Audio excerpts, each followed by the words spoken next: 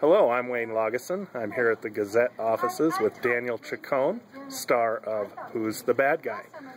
Daniel, who is today's bad guy?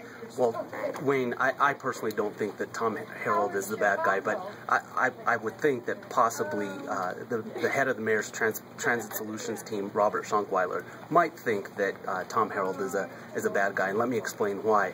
Tom Harrold is the chairman of the Pikes Peak Rural Transportation Authority Citizen Advisory Committee. It's called the CAC. Yes, the CAC. CAC. Yeah, and I think you might be interested to know that Mr. Harrold is also a Democrat who ran unsuccessfully for the City Council in 2007. He was also the chairman of the Stormwater Enterprise Advisory Committee.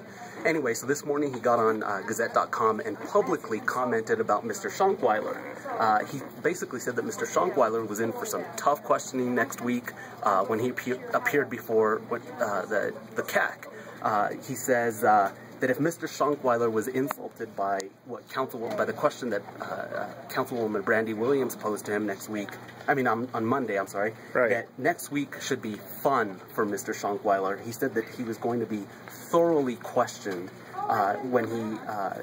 since he was making recommendations that would affect the RTA.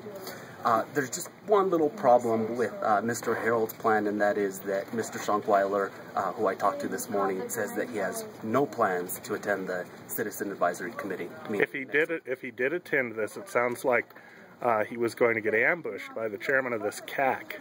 Well, thoroughly questioned. I mean, it sounds like it's above and beyond, being questioned. So, which is why I would think that Mr. Schunkweiler would think that Tom Harrold is a bad guy. How fun it would be if he were to show up at that meeting.